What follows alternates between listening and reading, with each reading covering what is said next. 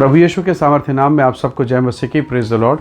आइए आज के सुंदर दिन के लिए हम पिता का धन्यवाद करते हुए अपना ध्यान प्रभु के वचन पर लगाएं। मेरे साथ परमेश्वर के वचन को निकालेगा। यहाँ इस प्रकार से लिखा है, रोमी की पुस्तक उसका 8वां अध्याय और 8 अध्याय के वचन 28। यहाँ लिखा है, हम जानते हैं कि जो लोग परमेश्वर से प्रेम रखते हैं उनके लिए सब बातें मिलकर भलाई ही को उत्पन्न करती है, अर्थात उन्हीं के लिए जो उसकी इच्छा के अनुसार बुलाए हुए हैं। Praise the Lord, hallelujah. परमेश्वर के लोगों, ये वचन जो कहता है कि सब बातें मिलकर परमेश्वर के लोगों के लिए जो प्रभु की इच्छा के अनुसार बुलाए गए हैं भलाई उत्पन्न करता है। पर कई बार आप देखते हैं कि आप भले मनुष्य हैं, आप अच्छे हैं, उसके बावजूद आपके साथ बुराई हो रही है। कोई आपका अपमान कर रहा है, कोई आपका बिजनेस चौपट कर रहा है, कोई आपके विरोध में काम कर रहा है, नाना प्रकार की परिस्थितियाँ। और कई बार हम परमेश्वर के भवन में होते हैं, हमारा जीवन बहुत अच्छा है, हमारी प्रेयर लाइफ भी बहुत अच्छी है, हमारे जीवन में तमाम आज्ञाएं हैं, और इसके बावजूद हम कई प्रकार की पीड़ा से, परेशानी से, डिप्रेशन से चलते हैं। समझ में नहीं आता कि गलती कहाँ हो रही है, समझ में ये नहीं आता कि क्यों मेरे साथ क्यों। और कई बार तो बड़ा तकलीफ उस समय होता है जब खराब जीवन बिताने वाला, पाप का जीवन बिताने वाला हमसे अच्छे कंडीशन में है, मज़े में है, दुनिया के सारी सुख सुविधाएं उसे मिल रही है और हम पीड़ा में हैं। प्रभु के लोगों कई बार ये समझना बड़ा मुश्किल सा लगता है कि प्रभु ऐसा क्यों हो रहा है, हमारे साथ ही ऐसा क्यों। तो जब आप बाइबल पढ़ते हैं आप परमेश्वर की योजना को समझ सकते हैं कि क्या हो रहा है। अब जरा देखिए, शद्रक, मेशक, अबेदनगो, ये 3 जवान हैं जिन्होंने राजा के अशुद्ध भोजन को अस्वीकार कर दिया, रिजेक्ट कर दिया, कहा हम सादा भोजन करेंगे, और इसके बदले में परमेश्वर ने उसे ऊंचा उठाया। पर आने वाले दिनों में देखते यही शद्रक, मेशक, अबेदनगो फिर परीक्षा में फंसते हैं, और अब आग की भट्ठी 7 गुना धधकाई गई है। अब ये आग में डालने वाले हैं। अब क्या होगा? तो या तो ये राजा के सामने झुक जाते, उसको प्रणाम कर लेते, उसके निकटता में आते और माफ़ी मांग लेते, सॉरी राजा साहब हमसे गलती। पर ये नहीं झुके। चारों तरफ बुराई दिख रहा है, चारों तरफ पीड़ा दिख रहा है। पर जब आप इसके अंत में आएंगे, समय लगा, पर जब आप अंत में आएंगे तो वो जो सिंहासन पर बैठा था, वो राजा जिसने इनको आग के भट्ठे में डलवाया, आज ये लोग आग के भट्टे से बाहर निकल के खड़े हैं और राजा घुटना टेक के कहता है, शद्रक, मेशक, अबेदनगो का परमेश्वर ही परमेश्वर है। हालेलुया। क्या होता अगर ये मुकर जाते? क्या होता यदि ये आग के भट्टे में जाने से पहले डर जाते, भयभीत हो जाते और राजा के चरणों पर गिर जाते? परमेश्वर के लोगों, अगर आप प्रभु के साथ हैं, मैं जानता हूँ आप भी इस बात को समझेंगे। कई बार वर्तमान समय पीड़ादायक और कठिन होता है, पर परमेश्वर के वचन में अगर आप बने रहें तो एक समय आता है जब परमेश्वर आपको आशीषित करता है, परमेश्वर आपको महिमा से भर देता है। कई प्रकार की बातें। हन्ना के बच्चा नहीं है, उसके बदले में उसके पति ने एक और पत्नी ले आया, सौतन ले आया, और उसके एक एक करके कितने बच्चे हो गए। अब हन्ना का दिल कैसा रहेगा? वो शोक में, पीड़ा में, वेदना में है। वो रो रही परमेश्वर के मंदिर में, प्रभु मेरे साथ भलाई कर, मेरे साथ भलाई कर, मेरे साथ भलाई कर। उसकी प्रार्थना हर साल, हर दिन, हर महीना, हर पल चल रहा है। आंसू आंसू आंसू। कई साल बीत गए, और इन सालों में जब वो प्रार्थना में है, जब वो पीड़ा में है, जब वो हृदय टूटने वाली वेदना की दशा में है, उसके सौतन के एक के बाद एक बच्चे हो रहे हैं। यानी उसका पति भी ठीक है, उसके सौतन का शरीर भी ठीक है, सब कुछ। तो प्रॉब्लम कहाँ पर है? इसी के शरीर पर। और जब आपको ये पता चले कि आप भक्ति में है, प्रार्थना में है, उपवास और आराधना में है, और फिर भी आपके साथ भलाई नहीं हो रही, तो दिल टूट जाता है। और यही दशा हन्ना के साथ था। पर हन्ना ने हिम्मत नहीं छोड़ी, वो लगातार प्रभु के प्रेम में बनी रही, प्रार्थना करती रही। और अब जब उसे बेटा मिला जिसका नाम उसने शम्मिल रखा, उसके सौतन के सब बच्चों के ऊपर भारी हुआ। क्यों? क्योंकि वो इज़राइल का एक महान नबी, एक परमेश्वर का दास बना। राजा थर-थर कांपता था उसके सम्मुख में। आपको याद होगा जब दाऊद का राज्याभिषेक करने के लिए गया तो वहाँ के लोग पुरनिये थर-थर कांपे, मुंह के बल गिर रहे हैं। क्यों? क्योंकि एक परमेश्वर का श्रेष्ठ दास बना वो। हालेलुया।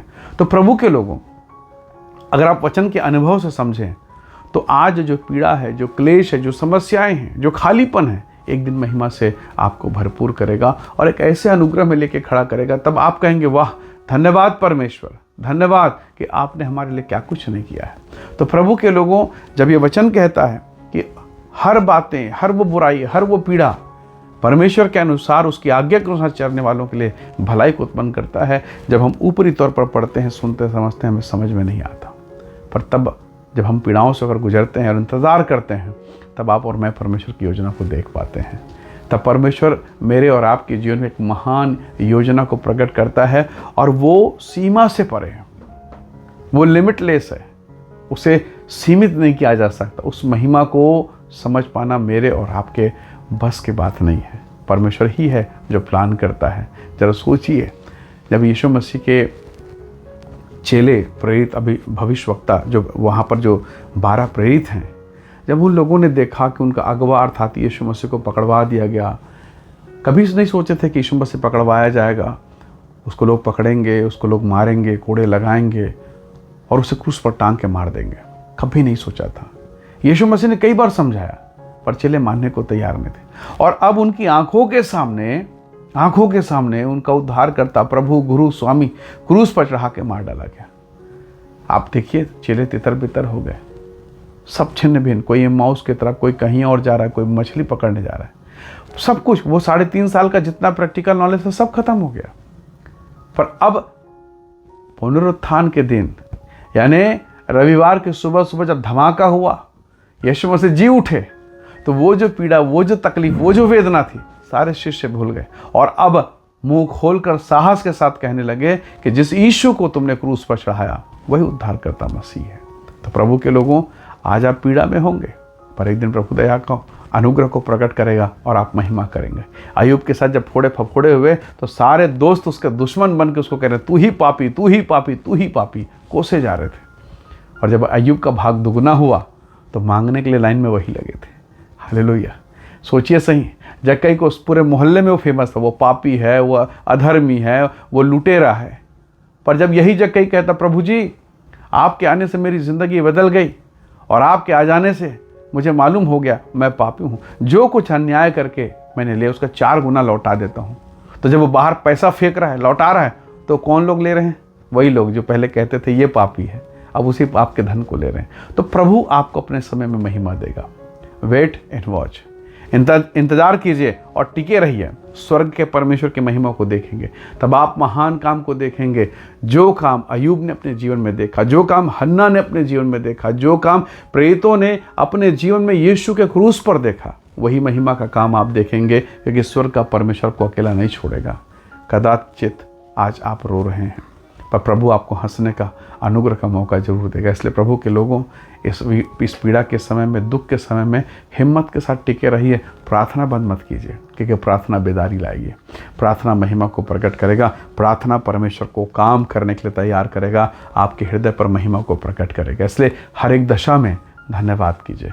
हन्ना के समान आंसू बहाइए। आप परमेश्वर की महिमा को देखेंगे और वो जो भाग आपको मिलेगा वो दूसरों के भाग से बेहतर होगा। आप महिमा को देखेंगे और लोग कहेंगे ये वही है, इसके जन बहुत पीड़ा थी, बहुत समस्याएं थी, फिर भी ये टिका रहा। और आप न केवल अपने लिए पर दूसरों के लिए आशीष का कारण बनेंगे। कई बार प्रभु आपको आशीष नहीं देगा, आपके साथ साथ आपको ऐसा बना देगा कि आपको देख के दूसरे भी आशीष पाएंगे, आपकी गवाही के द्वारा, आपके जीवन के द्वारा। सो आइए, इस दशा में जहां आप और मैं खड़े हैं, खुदा का धन्यवाद करें। आइए प्रार्थना करें। प्रेमी अनुग्रहकारी स्वर्ग के पिता, मेरे प्रिय लोगों को मैं आपके हाथों में सौंपता हूँ। इन्हें ब्लेस कर आशीष दे, अनुग्रह से भरें और इनके जीवन पर अपनी कृपा को प्रकट कीजिए। प्रभु जी, हर एक पीड़ा, परेशानी, निंदा, बदनामी प्रभु यीशु के नाम से दूर हो। इन्हें आशीष दें और अपनी महिमा से भर। प्रभु, ये जो शोक और पीड़ा है वो यीशु के नाम से टलने पाए। इनके घर में, इनके परिवार में, इनके परिवार के लोगों की जिन जो समस्याएं हैं वो यीशु के नाम से दूर हो और तेरी शांति, तेरी कृपा सदैव इनके जीवन पर बनी रहे। पिता धन्यवाद सारी आशीष के लिए यीशु मसीह के सामर्थी नाम से मांगते हैं। आमीन, आमीन। प्रभु आप सबको बहुत ऐसे आशीष दे। Praise the Lord. जय मसीह।